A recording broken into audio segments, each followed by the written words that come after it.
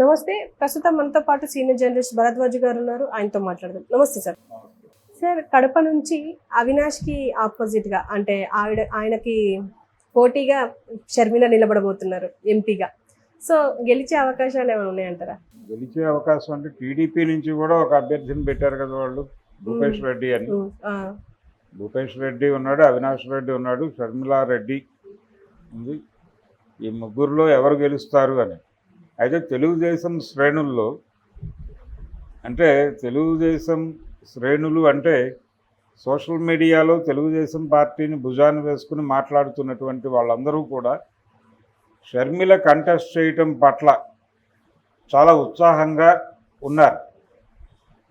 అంటే అవినాష్ రెడ్డి ఓటమి ఖాయం అని మాట్లాడుతూ షర్మిల అక్కడి నుంచి కంటెస్ట్ చేయటం చాలా అద్భుతంగా ఉంది అనే పద్ధతిలో కథనాలు చెప్తున్నారు, రాస్తున్నారు కూడా. అలాగే తెలుగుదేశానికి సంబంధించిన మీడియా, ఆంధ్రజ్యోతి పేపర్ కావచ్చు, ఏబిఎన్ ఛానల్ కావచ్చు, ఈనాడు పేపర్ కావచ్చు, ఛానల్ కావచ్చు, వీళ్ళు షర్మిల గారి మీటింగ్స్కి విపరీతంగా టైం కేటాయిస్తున్నారు. వాళ్ళ ఛానల్స్లోనూ వాళ్ళ సోషల్ మీడియా ప్లాట్ఫామ్స్లోనూ ఆ మీటింగ్స్లో తెలుగుదేశం పార్టీ మీద కూడా దాడి జరుగుతోంది. తెలుగుదేశం పార్టీని, చంద్రబాబు నాయుడిని టార్గెట్ చేస్తూ కూడా మాట్లాడుతున్నారు. జేడీ శీలం లాంటి వాళ్ళు మాట్లాడుతున్నారు. అయినప్పటికీ ఏబిఎన్ ఛానల్ ప్రసారం చేస్తోంది. ఎందుకు చేస్తున్నారు? తెలుగుదేశం పార్టీ మనుషులు అయినప్పటికీ అంటే వీళ్ళ టార్గెట్ అవినాష్ రెడ్డిని ఓడించటం, తెలుగుదేశం టార్గెట్ కూడా. ఇప్పుడు భూపేష్ రెడ్డికి టికెట్ ఇచ్చారు, కానీ అతని ప్రచారం కంటే కూడా తెలుగుదేశం పార్టీకి సంబంధించిన మీడియా అంతా కూడా షర్మిలని భుజాన వేసుకుని ప్రచారం చేస్తోంది. అక్కడ భూపేష్ రెడ్డిని పక్కన పెట్టి ఎందుకు చేస్తున్నారంటే భూపేష్ రెడ్డిని గెలిపించుకోవటం కన్నా కూడా వాళ్ళకి అవినాష్ రెడ్డిని ఓడించడం అనేది ప్రధానం. అవినాష్ రెడ్డిని షర్మిల ఓడిస్తుందా లేకపోతే భూపేష్ ఓడిస్తాడా అనేది చూడాలి. అంటే తెలుగుదేశం పార్టీ గెలుస్తుందా, లేకపోతే అంటే తన అభ్యర్థిని గెలిపించుకుంటుందా, లేకపోతే తను టార్గెట్ చేసినటువంటి అవినాష్ రెడ్డిని ఓడిస్తుందా అనే దిశగా చర్చలు జరుగుతున్నాయి. అక్కడ మొత్తం వ్యవహారం అంతా అదే పద్ధతిలో నడుస్తుంది. చంద్రబాబు నాయుడు గారు చాలా లేటుగా అంటే షర్మిల పోటీ చేస్తుంది అనే విషయం క్లారిటీ వచ్చే వరకు కడప ఎంపీ అభ్యర్థిని ప్రకటించలేదు. ఆయన మిగిలిన అందరినీ ప్రకటించి కడప హోల్డ్ చేసి పెట్టాడు. హోల్డ్ చేసి పెట్టి తర్వాత ప్రకటించాడు. ఆ క్లారిటీ వచ్చిన తర్వాత అంటే అభ్యర్థిని పెట్టాడు. ఆయన అభ్యర్థిని పెట్టడేమో అని కూడా చాలామంది అనుకున్నారు, కానీ అభ్యర్థిని పెట్టాలి అని అనుకున్నాడు. అదొక యుద్ధతంత్రం. అంటే తమ కాంగ్రెస్కి తెలుగుదేశానికి ఉన్నటువంటి ఒక అపవిత్ర కలయిక, ఒక కూటమి, ఒక లింకు, ఒక లింకేజ్, ఒక బాండేజ్ ఏదైనా అనండి, దాని గురించి మార్కెట్ మాట్లాడుకోకూడదు అనే ఉద్దేశంతో అక్కడ అభ్యర్థిని పెట్టాలని పెట్టాడు ఆయన. భూపేష్ని తప్ప గెలవాలి అనేది ప్రోగ్రాం కదా. ఆయన టార్గెట్ అవినాష్ రెడ్డిని ఓడించటం.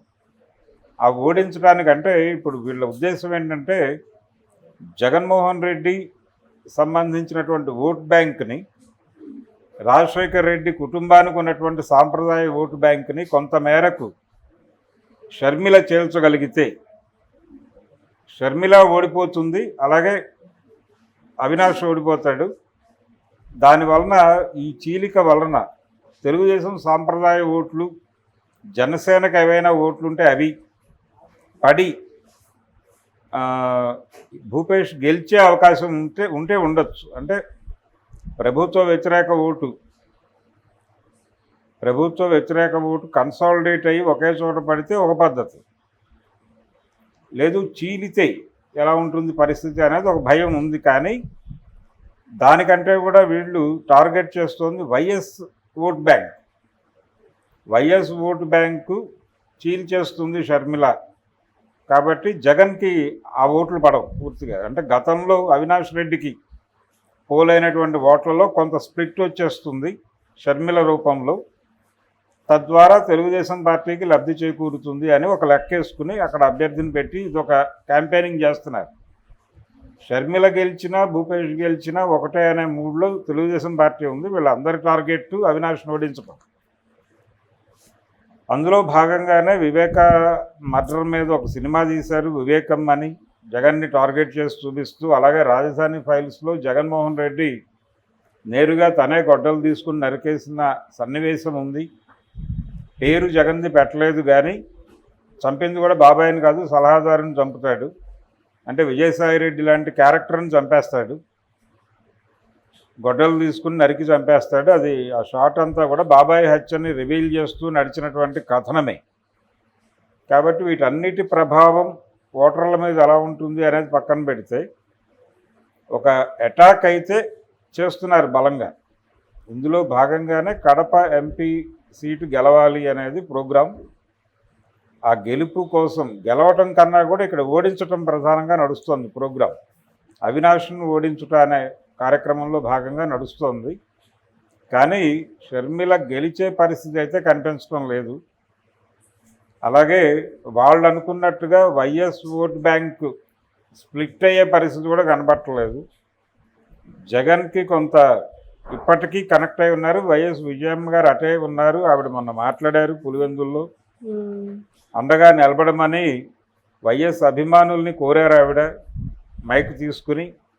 కాబట్టి షర్మిల ఒంటరి అవుతోంది కుటుంబం నుంచి అనేది ఒకటి. రెండోది, సునీతారెడ్డి మీద కొన్ని ఆరోపణలు ఉన్నాయి, దస్తగిరి మీద చాలా ఆరోపణలు ఉన్నాయి. అతన్ని ఎందుకు అప్రూవర్గా మార్చారు, అప్రూవర్గా మార్చిన అతనితో ఎందుకు విస్తృతంగా మాట్లాడిస్తున్నారు, కోర్టు పరిధిలో ఉంది వ్యవహారం. సబ్జుడిస్గా ఉన్నప్పుడు ఎందుకు ఆ కేసు మీద ఆయనతో మాట్లాడిస్తున్నారు, ఎందుకు కోర్టులు పట్టించుకోవటం లేదు, ఈ మొత్తం వ్యవహారం వెనకాల ఎవరున్నారు అనేది ఒక చర్చ నడుస్తోంది ఆల్రెడీ. ఎవరు చేశారు అంటే, వివేకానంద రెడ్డి హత్యని జగన్మోహన్ రెడ్డి మీద వేసి అతన్ని అప్రతిష్ట పాలు చేయటం కోసం దాదాపు 200 కోట్ల రూపాయల బడ్జెట్ని తెలుగుదేశం పార్టీ కేటాయించింది అనే మాట కూడా ఓపెన్గా మాట్లాడేస్తున్నారు. అక్కడ కడప జిల్లాలో ప్రచారంలో ఉన్న మాటే చెప్తున్నాను నేను. ఆల్రెడీ ఓపెన్గా మాట్లాడేస్తున్నారు, సోషల్ మీడియా ప్లాట్ఫామ్స్ మీద ప్రచారంలో ఉంది. 200 కోట్ల బడ్జెట్ కేటాయించి ఈ పుకారు యుద్ధాన్ని క్రియేట్ చేశాడు చంద్రబాబు అని మాట్లాడుకుంటున్నారు. ఈ పరిస్థితి మొత్తం చూస్తే షర్మిల గెలిచే పరిస్థితి లేదు, అలాగే భూపేష్ కూడా ఎంతవరకు గెలవగలడు అనేది అనుమానమే. అవినాష్కి కొంత ఎడ్జి కనిపిస్తోంది ఇప్పుడు అక్కడ. కాబట్టి షర్మిల ద్వారా ఒక ప్రయోజనం పొందాలనే కార్యక్రమం అయితే టీడీపీలో ఉంది. అందులో భాగంగానే చంద్రబాబుని తిట్టినా తెలుగుదేశం మీడియా ఆవిడని భుజాన్ని వేసుకుని మోస్తోంది. వాళ్ళకి వేరే ఆల్టర్నేటివ్ కూడా లేదు. తెలుగుదేశం ప్లాట్ఫామ్స్నే కాంగ్రెస్ పార్టీ కూడా వినియోగించుకుంటోంది. వాళ్ళు కూడా రాస్తున్నారు రెగ్యులర్గా. అంటే జగన్ని టార్గెట్ చేస్తారు కాబట్టి మాకు మిత్రులే, శత్రువుకి శత్రువు మిత్రుడే అన్న పద్ధతిలో వెళుతున్నారు వాళ్ళు. ఈ మొత్తం కూటమి